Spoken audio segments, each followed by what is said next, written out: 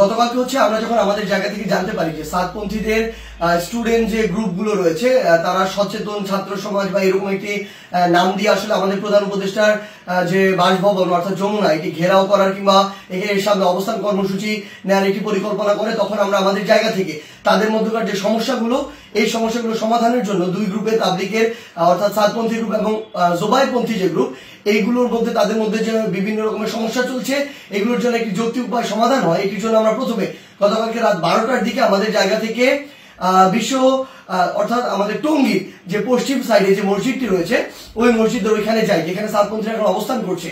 সেই জায়গাটিতে আসলে আমরা গিয়ে তাদের সাথে রাত 12টা থেকে প্রায় 2টা পর্যন্ত কথা বলি এবং তাদের জায়গা থেকে তারা যে চিন্তাটি করেছিল সকাল 10টায় এখানে তারা অবস্থান কর্মসূচি ঘোষণা করবে এরকম একটি কথা ছিল এবং তারা বলেছিল এটি কেন, কারণ তারা মাওলানা সাদ সাহেবের ভিসা চায় এবং তারা তাদের জায়গা থেকে 5 দিনে জোর করার 20 থেকে 25 তারিখ পর্যন্ত জোর করার একটি দাবি জানায়।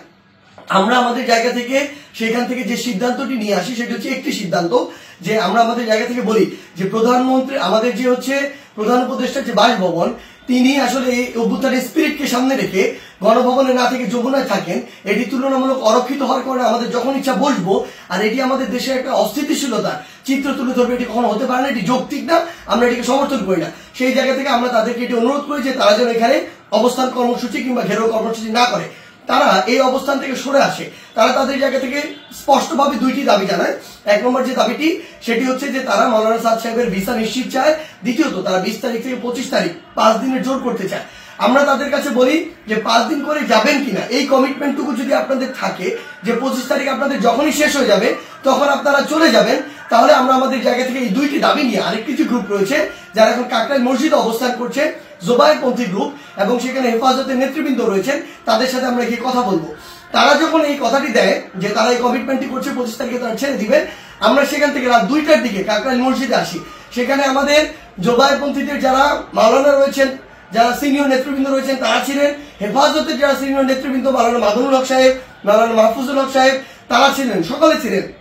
আমরা যখন তাদের সাথে আলোচনা করছি রাত 2টা থেকে 3টা যখন ক্রস করে যাচ্ছে তখন এই আলোচনা চলাকালীন সময় আমাদের কাছে ফোন আসে যে সাতপন্থীদের যে গ্রুপটি রয়েছে সেখান থেকে তারা তাদের জায়গা থেকে ওই যে আরেকটি যে মাঠ রয়েছে যে মাঠটি হচ্ছে ইস্তেমার যে মাঠটি সেদিকে যাওয়ার জন্য তাদের 10, 15, 20 হাজার মানুষ আসলে ওই রকম একটি তাদের পরিকল্পনা কিংবা মুভ দেখা যাচ্ছে।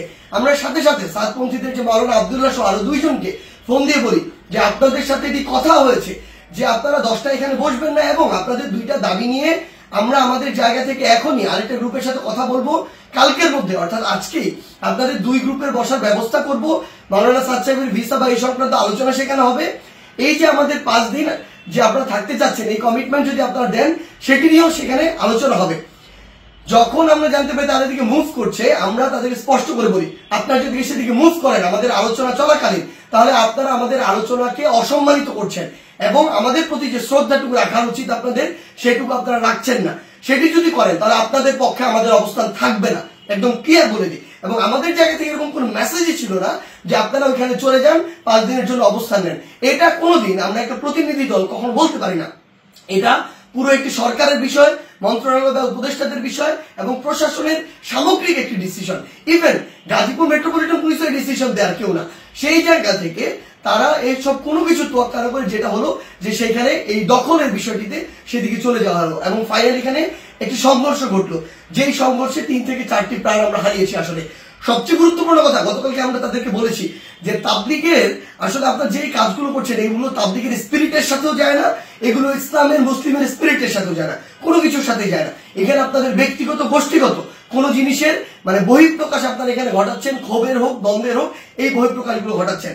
এবং সবচেয়ে গুরুত্বপূর্ণ বিষয় হচ্ছে যে এই জিনিসটি হয়েছে এখানে এটা সম্পূর্ণ অনাকাঙ্ক্ষিত এবং আমাদের মতের বাইরে গিয়ে এই বিষয়টি আসলে গতকালকে সেখানে হয়েছে এবং আমাদের আলোচনাকে শ্রদ্ধা বা সম্মানটুকু জানানো হয়নি এবং আরেক পক্ষের সাথে আলোচনা চলাকালীন সেখানে এরকম আক্রমণ এবং রক্তাক্ত ঘটনা ঘটেছে।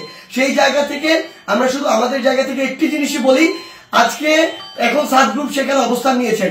আমি জোবাইরপন্থীদের যারা রয়েছেন আপনাদেরকে একটি বিষয় শুধু অনুরোধ করব, যেটি গতকালকে রাতে তারা ঘটিয়ে ফেলেছেন বা বিভিন্নভাবে ঘটে গিয়েছে সেই একই জিনিসের জন্য বড়ভাবে আর পুনরাবৃত্তি না হয়। কাউকে না কাউকে আসলে এই পরিচয়টুকু দিতে হবে যে আপনি যে তাবলীগ দ্বীনের প্রচার ইসলামকে ধারণ করেন, এবং এটার জন্য আমাদের এই রক্তারক্তিটি এড়াতে হবে। আমরা যেন এই মনে না করি যে এখানে জীবন দিয়ে দিব আর শহীদ হয়ে আমি জান্নাতে চলে যাব। আমরা আমাদের ক্ষুদ্র জ্ঞান থেকে মনে করি এটা শহীদ হয়ে জান্নাতে যাওয়ার কোনো জায়গা হতে পারে না, এটা কোনো উপায় হতে পারে না, বরং এটা তাবলীগের মধ্যে, ইসলামের মধ্যে, মুসলিমের মধ্যে, দেশের মধ্যে একটি বিশৃঙ্খলা সৃষ্টি করা হচ্ছে।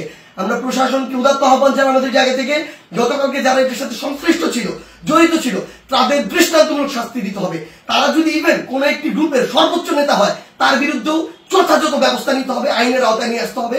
আদারওয়াইজ এই জিনিসটিকে যেভাবে চিত্রায়িত করা হচ্ছে সেটি কোনোদিন তাবলীগ হোক, মুসলিম হোক, ইসলাম হোক, কোনো কিছুর স্পিরিটের সাথে যায় না এবং এটি হতে পারে না। ঢালাইয়ের সেরা প্রিমিয়ার সিমেন্ট।